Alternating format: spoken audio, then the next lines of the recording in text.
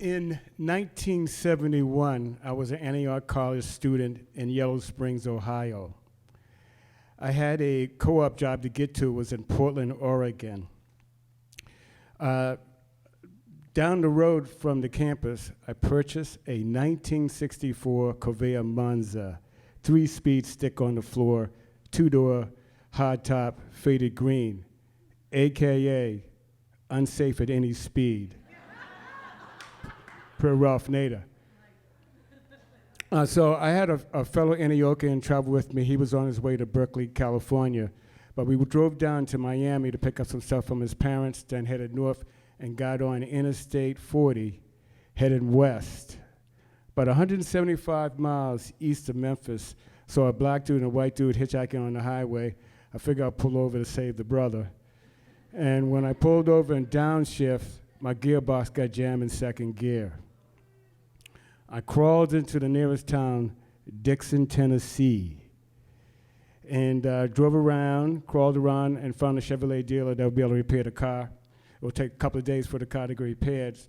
Both my friend and I, we hitchhiked to Memphis, and then I took a bus from Memphis to Dixon. By the time the bus would get to Dixon, Tennessee, it would be 7:30, and the dealership would be closed. But I talked to the manager ahead of time. He would be there between 9 and 9:30, because the son was at a football game. I'd be able to get my car then. When the bus got to the town of Dixon, the depot was somebody's house, so I actually went to the dealership and hanged out there right on the main drag in Dixon.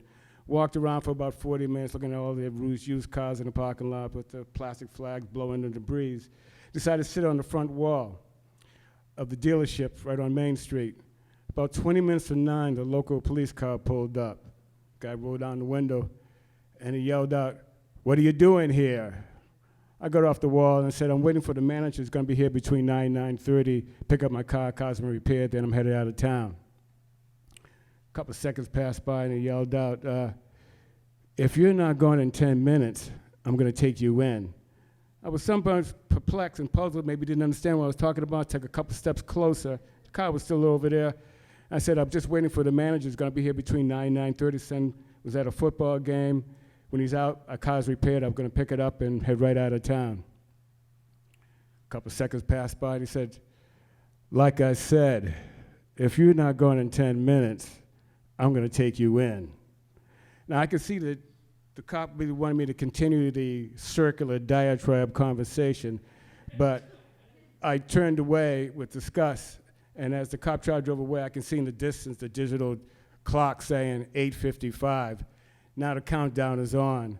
9:02, 9:07, 9:09, 9:11. Fortunately, the guy showed up, got my car. I drove out of town, make sure nobody was trailing me, picked up my friend in Memphis, drove all the way to Berkeley, California, never ever checking the engine oil. Got to Berkeley, dropped him off, picked up a hitchhiker who was going to Portland because I was definitely tired. I told him about my air-cooled engine. When that red light comes on, you've got to pull over right away. About 2 o'clock in the morning, I wake up to the smell of smoke. I see the red engine light on. I tell the dude, pull over. I get out of the car, walk back, the engine's on fire. I tell the guy to get everything out of the car. I'm throwing dirt into the engine. I finally get the flames out. Things cool down. I get back in the car. I turn the key. It starts up. Put everything back in the car. Now I'm driving, and I realize on flat land, my top speed is 42 miles an hour on the interstate. Now, we're in the Sierra Nevadas. We're going up and down the hills. In order to go down a hill, I have to go as fast as I possibly can. So I even got into first gear up on Interstate 5 just to make it. I'm going down the hill as fast as I can. I'm getting near the outskirts of Portland. Now, first of all, I lost a lot of compression in the engine. That's what happened with the oil fire. But now I'm on the outskirts of Portland. I'm going as fast as I can because I got to get up the hill. The car started to go in a slide like this. The hitchhiker hits the door handle, which is one of the designs of the unsafe at any speed. The door opens. He's going out.